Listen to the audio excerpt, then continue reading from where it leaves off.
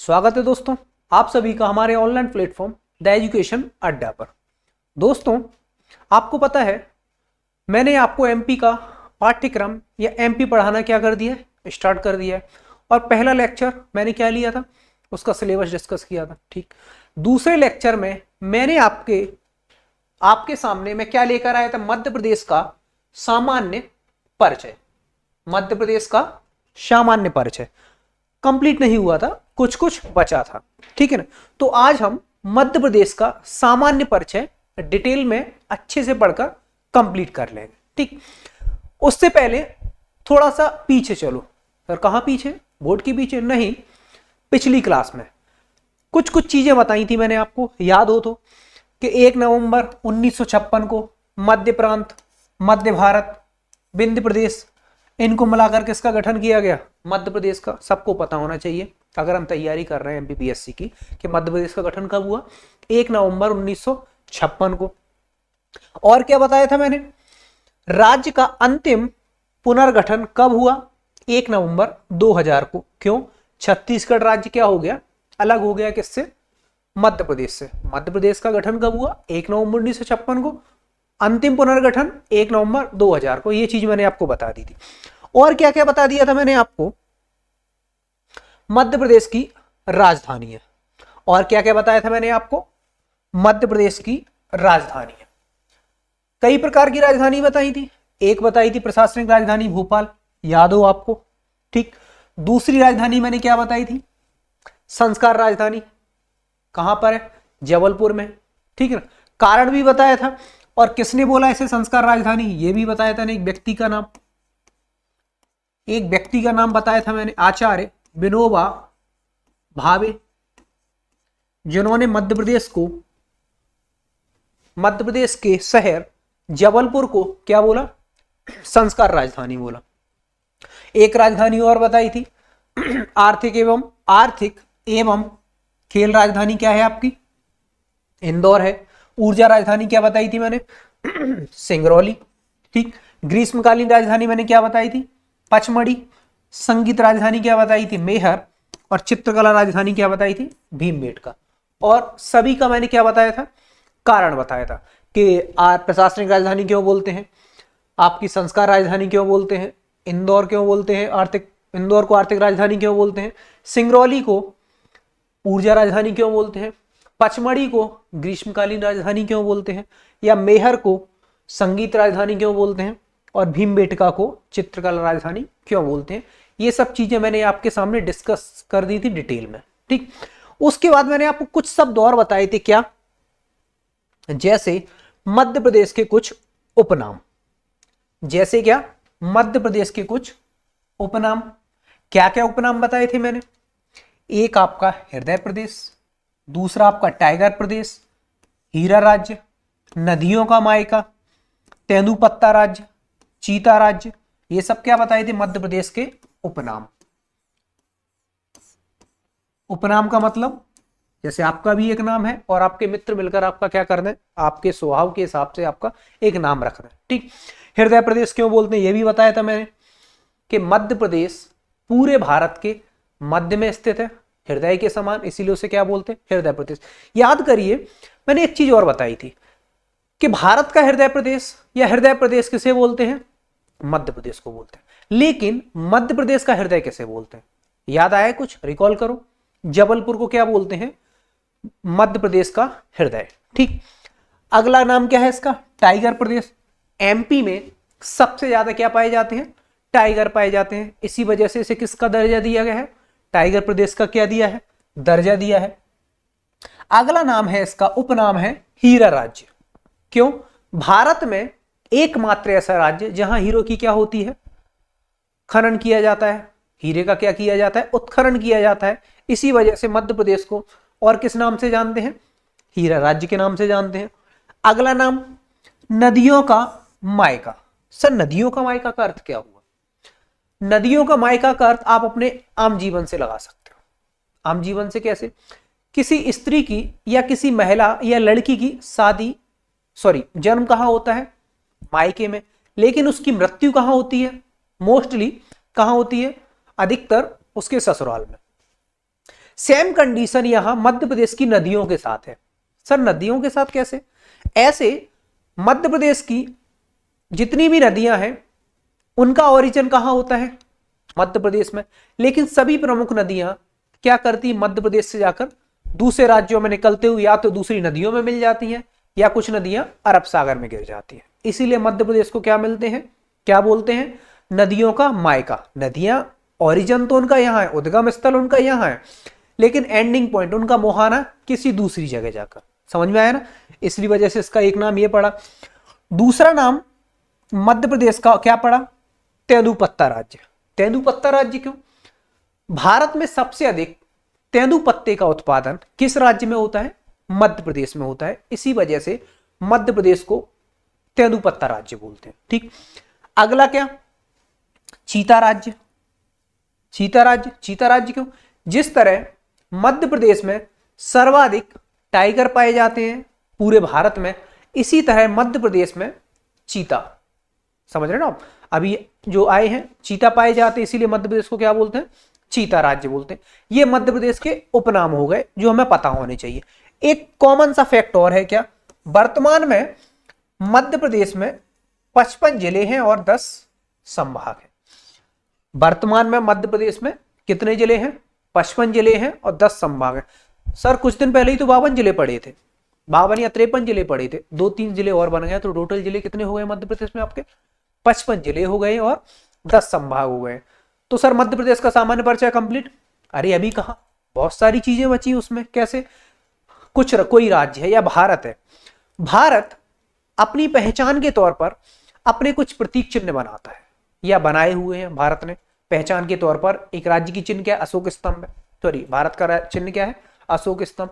ठीक, ऐसे ही मध्य प्रदेश के भी कुछ राज्य की चिन्ह बने हुए हैं।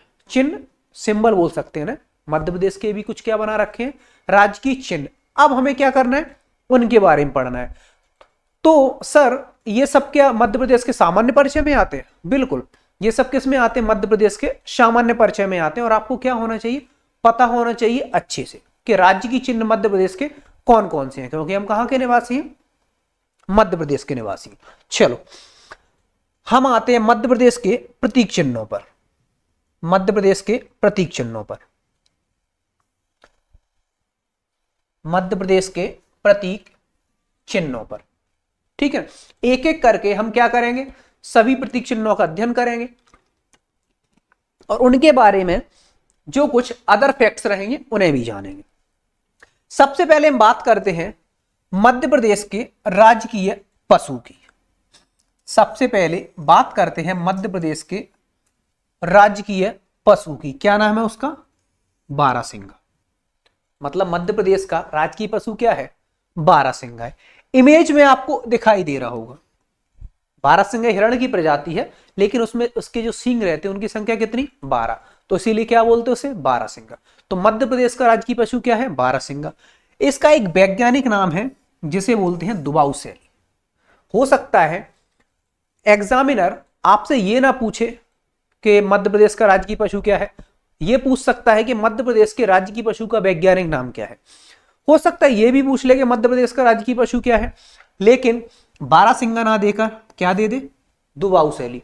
तो मध्य प्रदेश का आपको राजकीय पशु भी पता होना चाहिए और उसका जो वैज्ञानिक नाम है वो भी पता होना चाहिए। ठीक, थोड़ा सा और देखते हैं मध्य प्रदेश के राजकीय पशु के बारे में अदर फैक्ट। क्या क्या फैक्ट है सर? सबसे पहले इसे घोषित कब किया गया? राजकीय पशु बनाया है, राजकीय अगर पशु बनाया है बारहसिंगा को, तो कभी ना कभी क्या किया होगा? घोषित किया होगा। कब किया? 1981 में। 1981 में बारहसिंगा को मध्य प्रदेश का क्या बना दिया? राजकीय पशु बना दिया। 1981 में कुछ खास था? बिल्कुल था। क्यों? 1981 को मध्य प्रदेश के स्थापना के 25 वर्ष पूरे हो गए थे। मैंने क्या बताया? सबसे पहला इफेक्ट बताया था आपको क्या, कि मध्य प्रदेश की स्थापना गठन कब हुआ था? 1 नवंबर 1956 को। इसमें अगर आप 25 साल जोड़ोगे तो कितने हो जाएंगे? 1980। 6 5 11, 5 2 7 और 1 8। ठीक है ना? तो मध्य प्रदेश की स्थापना के 25वें वर्ष राज्य का एक पशु बना दिया बारहसिंगा नाम से, जिसका वैज्ञानिक नाम दुबाऊ शैली था। ठीक है, तो आपको याद रखना है कि राज्य की पशु कब घोषित किया गया, 1981 में। अब अगर राज्य की पशु है या कोई भी पशु है, उसके क्या होते हैं प्रमुख, कुछ कुछ पशुओं के प्रमुख क्षेत्र होते हैं। पशुओं के क्या होते हैं, प्रमुख क्षेत्र होते हैं। तो क्या सर बारहसिंगा का भी प्रमुख क्षेत्र है? बिल्कुल है। बारहसिंगा आपको मोस्टली कहां देखने को मिलेगा, कानाकिसली राष्ट्रीय उद्यान में। कानाकिसली राष्ट्रीय उद्यान में बारहसिंगा सबसे ज्यादा आपको देखने को मिलेंगे। और आपका कानाकिसली राष्ट्रीय उद्यान कहां है, मंडला, और थोड़ी सी सीमा उसकी कहां, बालाघाट में। एक फैक्ट इसके बारे में और है क्या, कानाकिसली एकमात्र ऐसा पहला राष्ट्रीय उद्यान है जिसने अपना क्या जारी किया है, शुभंकर। शुभंकर को इंग्लिश में बोलते हैं मस्कट। जैसे भी फीफा वर्ल्ड कप आएगा, फुटबॉल का फीफा वर्ल्ड कप होगा, उसमें एक अपना वो प्रतीक चिन्ह मस्कट जारी करते हैं ना, शुभंकर। ठीक इसी प्रकार से राष्ट्रीय उद्यान कौन से, कानाकिसली ने अपना शुभंकर जारी किया है, जिसका नाम क्या है, भूरसिंह द बारहसिंगा। कानाकिसली ने अपना एक शुभंकर जारी कर दिया है, जिसका नाम क्या है, भूरसिंह। और भूरसिंह कौन है, अपने बारहसिंगा है।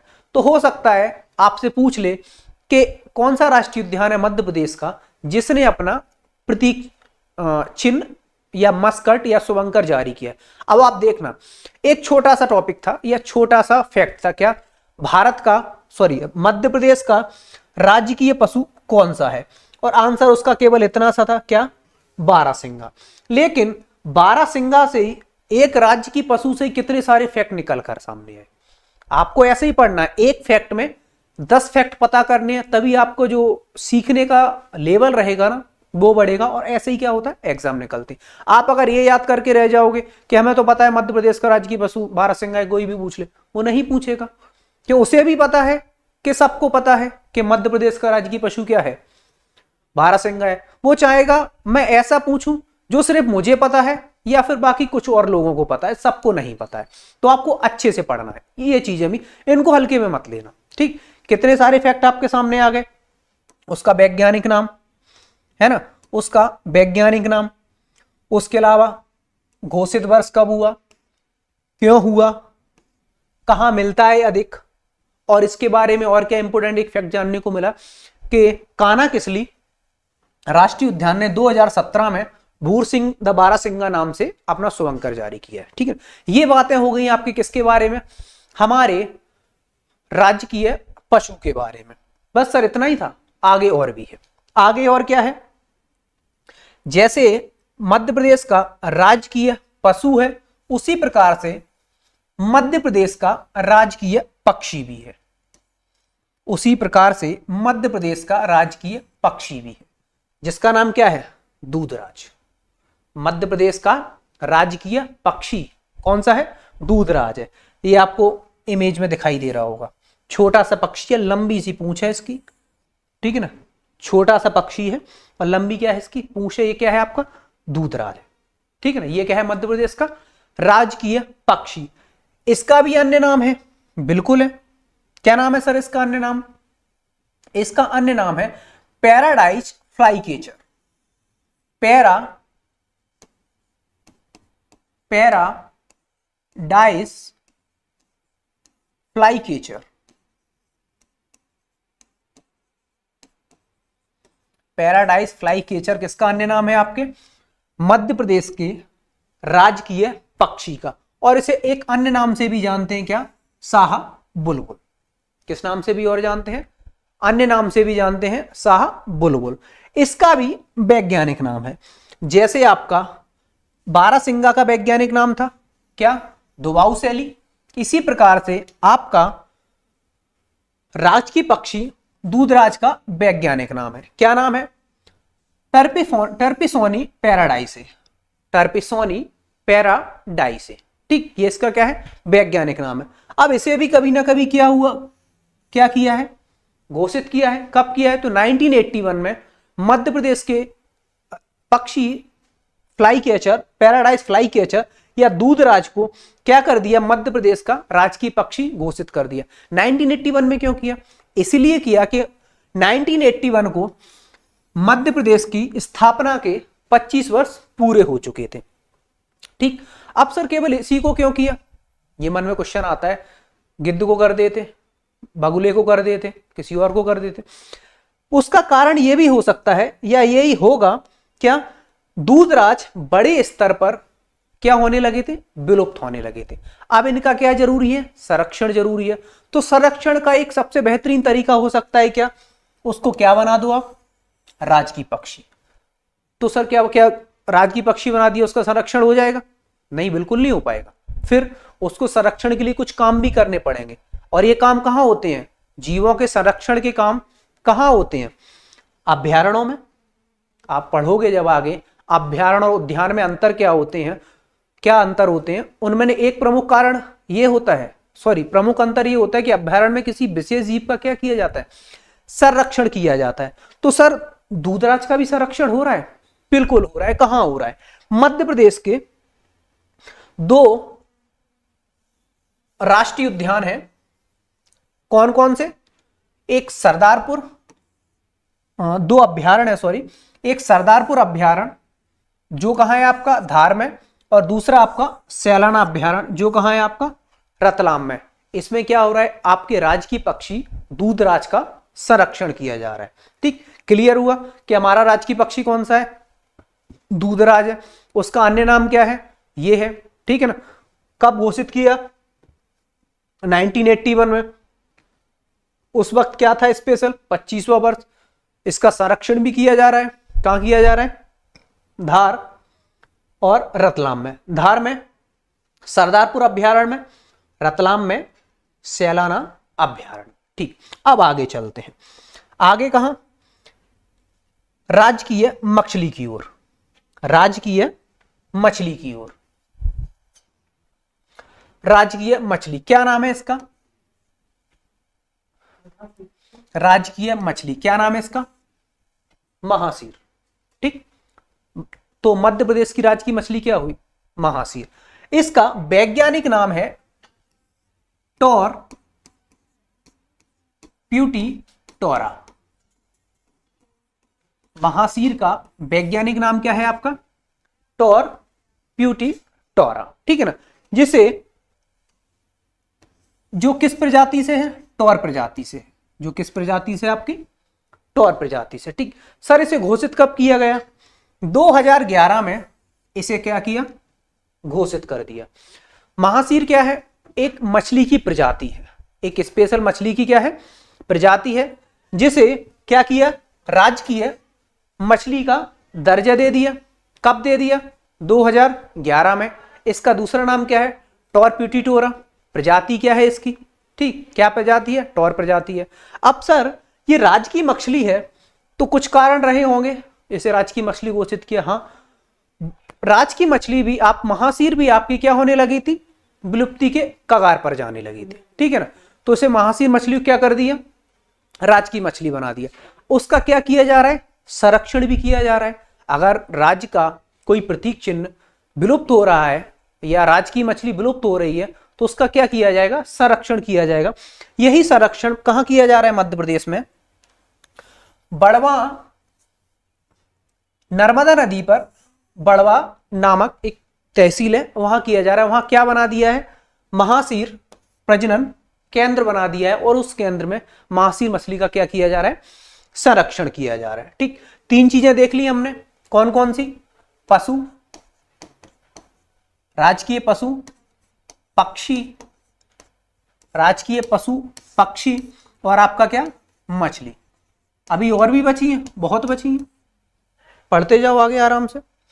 ठीक, अगला है आपका राजकीय पुष्प।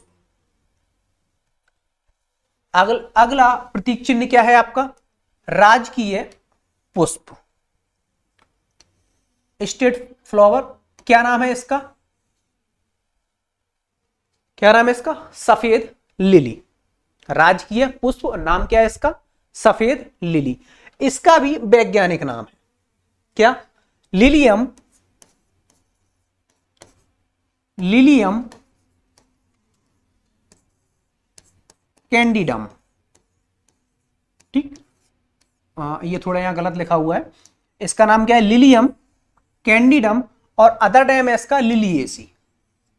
ठीक है ना, अदर नेम क्या है इसका? लिलिएसी, लेकिन वैज्ञानिक नाम क्या है? लिलियम कैंडिडम।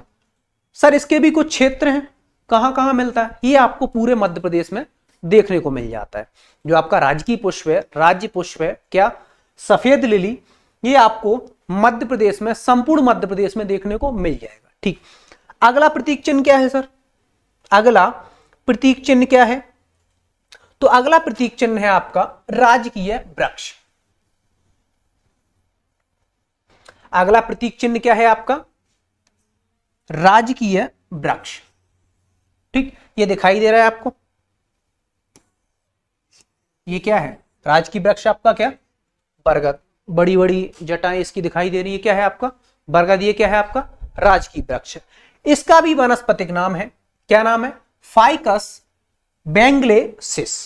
ठीक है ना, ये इसका क्या है? वनस्पतिक नाम है, जिसका नाम क्या है? फाइकस बेंगलेसिस। ठीक है सर, इसे कब घोषित किया गया? 1981 में। राजकीय वृक्ष को, बरगद को राजकीय वृक्ष कब घोषित किया गया? 1981 में। और 1981 में क्या? 25वां स्थापना वर्ष किसका?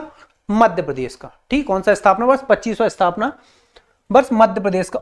कुछ स्पेशल क्षेत्रों में मिलता है, ये पूरे मध्य प्रदेश में देखने को मिल जाएगा आपको। यहां भी दूसरे जिले में, मध्य प्रदेश के 55 जिले हैं, मोस्टली आपको सभी जिलों में क्या देखने को मिल जाएगा?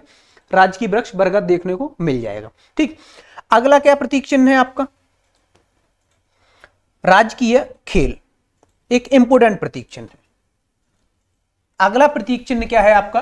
राजकीय खेल। क्या है राजकीय खेल आपका? मलखंभ। दिखाई दे रहा है आपको? अभी ज्यादा लड़के हैं, इसमें क्या होता है? लकड़ी का एक स्तंभ होता है ऐसा, और उस स्तंभ पर ये जो लड़के दिखाई दे रहे हैं ना आपको, व्यक्ति, ये सब लोग क्या करते हैं? अपनी कलाकृतियां करते हैं, कुछ एक्सरसाइज वगैरह करके दिखाते हैं। वो खेल क्या कहलाता है आपका? मलखंभ कहलाता है। कब घोषित किया इसे? 2013 में आपके राजकीय खेल मलखंभ को क्या कर दिया? राजकीय खेल बना दिया। ठीक, कुछ विशेष क्षेत्र है इसके जहां मलखंभ खेला जाता है, और वो क्षेत्र कौन सा है आपका? मालवा क्षेत्र है। कुछ विशेष क्षेत्र है वहां आपका क्या खेला जाता है? मलखंभ खेला जाता है, उसे वो क्षेत्र आपके मालवा है। कुछ और भी पढ़ना है क्या इसके बारे में? कुछ टॉपिक, कुछ पॉइंट्स और हैं जो हमें मलखंभ के बारे में पता होना चाहिए। क्यों? अब एक चीज देखना आप, मैंने क्या बोला? राज्य की खेल प्रमुख क्षेत्र क्या है? राज्य की खेल जो आपका मलखंभ है, इसके प्रमुख क्षेत्र कहाँ, क्या कौन कौन से? मालवा है। तो इसकी एक अकेडमी बना दी है, मलखंभ अकेडमी। और वो अकेडमी भी कहां बनाई है? उज्जैन में। उज्जैन भी आपका कहां? मालवा में आता है। मालवा के पठार में आपका क्या आता है? उज्जैन आता है। और मलखंभ खेला भी कहां ज्यादा जाता है? मालवा में। ठीक है ना, और उज्जैन आपका मालवा में, तो अकेडमी भी कहां बना दी फिर? उज्जैन में। ठीक, और क्या? राज्य की खेल मलखंभ, जो मलखंभ है आपका, उसके लिए एक सम्मान चालू किया गया। किस नाम से? प्रभाष जोशी सम्मान। कब से स्टार्ट किया? ये भी 2013 से। तो हो सकता है आपसे पूछ ले कि प्रभाष जोशी खेल सम्मान किस क्षेत्र में दिया जाता है? खेल के क्षेत्र में। किस खेल के लिए दिया जाता है? तो मलखंभ के लिए। तो मलखंभ का सबसे बड़ा सम्मान कौन सा है? प्रभाष जोशी सम्मान। समझ में आया ना? तो मलखंभ आपके लिए इंपोर्टेंट है। क्यों? ये राज्य की खेल बन गया है। और नवीन मतलब जो प्रतीक चिन्ह है उनमें से एक क्या है आपका? मलखंभ है। तो आपको पता होना चाहिए कि मलखंभ बना कब, राज्य की खेल कौन सा है, क्षेत्र कौन सा है। ठीक है ना, मलखंभ अकेडमी कहाँ स्थापित की? अकेडमी स्थापित इसलिए करते हैं उस खेल को बढ़ावा देने के लिए। ठीक है ना, वहां लोग आए, प्रशिक्षित हों, इसीलिए क्या करते हैं? अकेडमी स्थापित करते हैं। और सर इसके लिए कोई सम्मान दिया जाता है? बिल्कुल दिया जाता है। क्या नाम है उसका? प्रभाष जोशी सम्मान। जो चालू कब से हुआ आपका? 2013 से मध्य प्रदेश सरकार द्वारा दिया जाने लगा। ठीक है, चलो आ जाओ अगले प्रतीक चिन्ह पर। आ जाओ अगले प्रतीक चिन्ह पर। मध्य प्रदेश का राजकीय फल, स्टेट फ्रूट क्या है? आम। आम को तो सभी पहचानते हैं, और मोस्टली भारत में, इंडिया में सभी को पसंद है क्या? आम। ठीक, दिखाई दे रहा है आपको पीछे, ये पीछे वाले लड़के को नहीं देखना है, श्याम को नहीं देखना है। ये जो श्याम है, अब मैंने श्याम इसे इसलिए बोला, इसका कलर सांवला है और सांवले को क्या बोलते हैं, श्याम बोलते हैं। तो श्याम को नहीं देखना है आपको, किसको ध्यान देना है आपको, आम पर। ये क्या है आपको, आपका राज्य की फल आम देखा हुआ, नॉर्मली सभी ने देखा हुआ, ठीक है। इसका एक वानस्पतिक नाम भी है, क्या नाम है ये, मैग्नीफेरा इंडिका। मैं आप देखोगे ज्यादातर जितना हो सकता है उन चीजों का वानस्पतिक नाम बता रहा हूं, क्यों, एग्जामिनर थोड़ा डीप में जाकर हो सकता है उस फल का या उस वृक्ष का या उस फसल का नाम ना देकर उसके कुल का नाम दे दे या वानस्पतिक नाम दे दे। तो आपको वानस्पतिक नाम भी याद रखने, हो सकता है आपसे डायरेक्ट पूछ ले कि मध्य प्रदेश का राजकीय फल कौन सा है, और ऑप्शन में क्या आ जाए, मैग्नीफेरा इंडिका, आम नहीं है, तो कौन सा हो जाएगा आपका, मैग्नीफेरा इंडिका। कहां पाया जाता है ये, संपूर्ण मध्य प्रदेश में, आपके घर के आसपास भी होगा, हो सकता है आपके घर में भी लगाओ, इस जिले में उस जिले में, सभी जिलों में मिल जाएगा, ठीक है ना। और भी कुछ हो रहा है क्या आम को लेकर, जो आपका राज्य की फल है आम, उसको लेकर मध्य प्रदेश सरकार और भी कुछ कार्य कर रही है, बिल्कुल कर रही है। क्या कर रही है, मध्य प्रदेश में आम अनुसंधान सेंटर बनाया जा रहा है, कहां, गोविंदगढ़ रीवा। गोविंदगढ़ कहां है आपका, रीवा में। यहां क्या बनाया जा रहा है, mango research institute, mango research centre बनाया जा रहा है। होगा क्या, यहां आमों की जो आम है, मैंगोस हैं आपके, उनकी अलग अलग प्रजातियों को हो सकता है क्रॉस करके एक नई प्रजाति बनाई जाए या आमों पर रिसर्च किया जाए, ठीक है ना। तो आपको ये तीनों चीजें याद रखनी है, राज्य की फल कौन सा है, उसका वानस्पतिक नाम क्या है, और उसके लिए अनुसंधान केंद्र कहां बनाया जा रहा है। चलो क्लियर हो गया, आगे बढ़ते हैं, आगे बढ़ते हैं। अगला है आपका राजकीय फसल। राजकीय फसल, सर डायरेक्ट वानस्पतिक नाम ही लिख दिया, हाँ क्योंकि नीचे आपको दिखाई दे रहा है क्या, सोयाबीन। तो राजकीय फसल आपकी क्या है, सोयाबीन। राजकीय फसल आपकी क्या है, सोयाबीन। तो फिर सर ये जो लिखा हुआ है ग्लाइसिन मैक्स, ये क्या है, ये इसका कैसा नाम है, वानस्पतिक नाम है। दोनों याद रखने हैं आपको, आपको दोनों याद रखने हैं। राजकीय फसल सोयाबीन पता है आपको, ठीक है ना। वानस्पतिक नाम क्या है इसका, क्या, ग्लाइसिन मैक्स। सोयाबीन का कुल कौन सा है, हम सभी का कुल, ठीक है ना, हम सभी का कुछ ना कुछ कुल। इसी तरह सोयाबीन का भी कुल है, क्या नाम है उसका, लेग्यूमिनेसी, लेग्यूमिनेसी,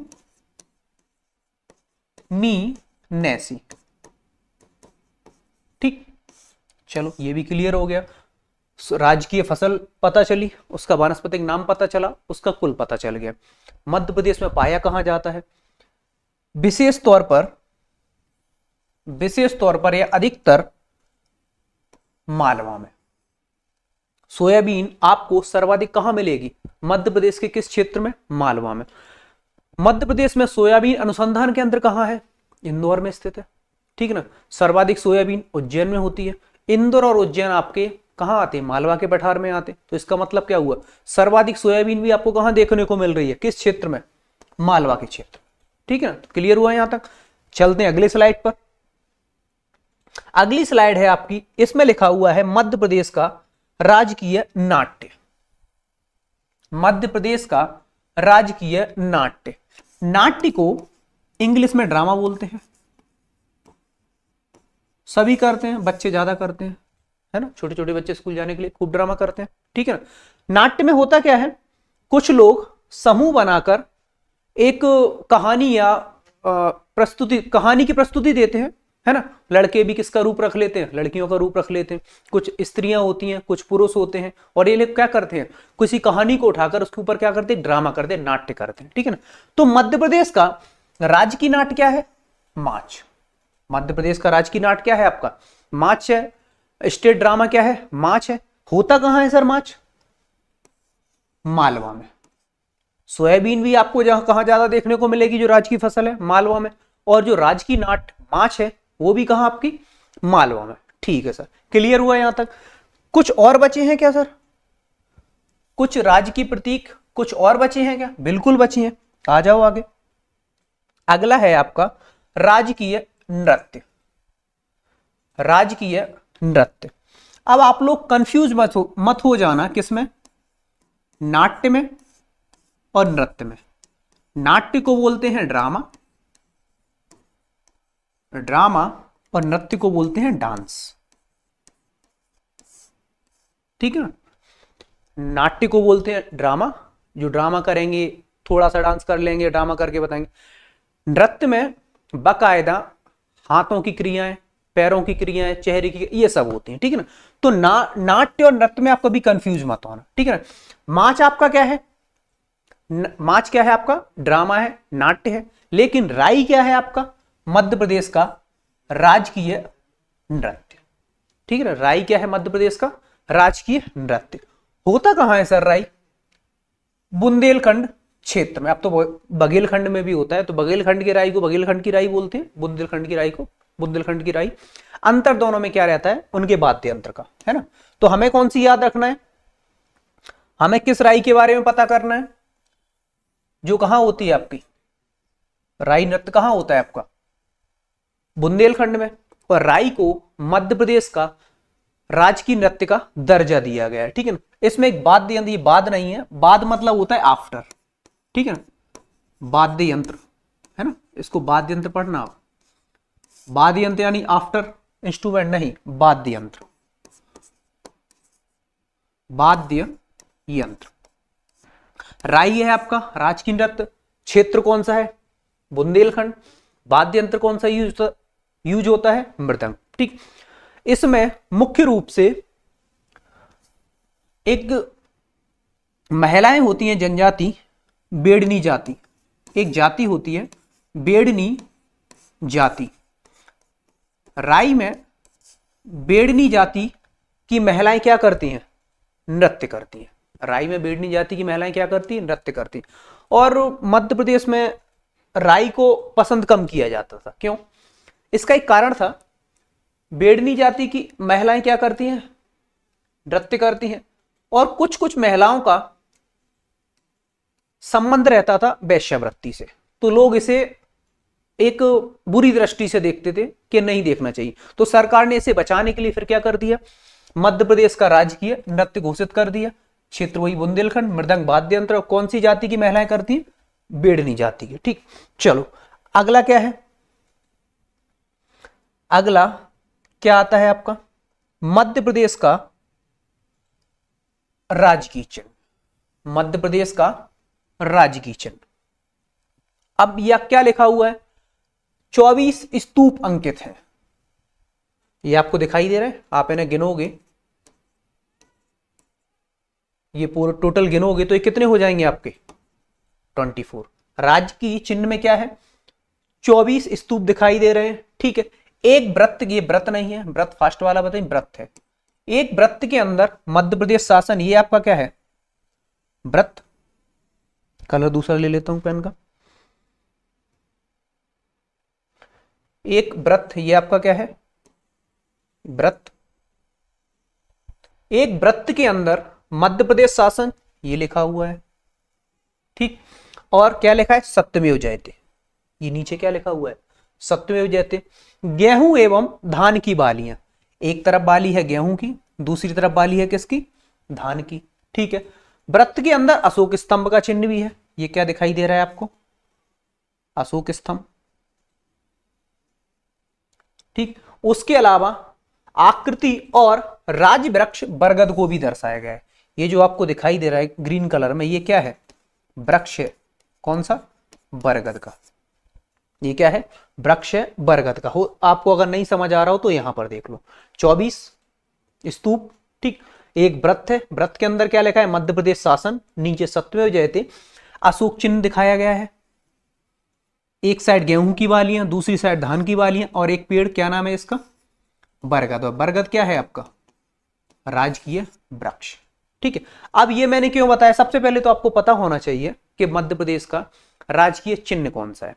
हो सकता है कभी आपसे पूछ ले इनमें से कौन सी चीज मध्य प्रदेश के राजकीय चिन्ह में नहीं पाई जाती। ऑप्शन दिया, या फिर ये पूछ लिया कि मध्य प्रदेश के राजकीय चिन्ह में कौन सा पेड़ पाया जाता है, ऑप्शन दे दिया पीपल, आम, बरगद, इनमें से कोई नहीं। तो आपको पता होना चाहिए राजकीय चिन्ह में कौन सा चिन्ह मिले, वृक्ष मिलेगा आपको, बरगद मिलेगा, ठीक है ना। उसके अलावा स्तूप टोटल कितने हैं, 24 है, ठीक है ना। बालियां किस किस की हैं, धान की और गेहूं की। तो ये क्या है आपका राजकीय चिन्ह मध्य प्रदेश का, ठीक।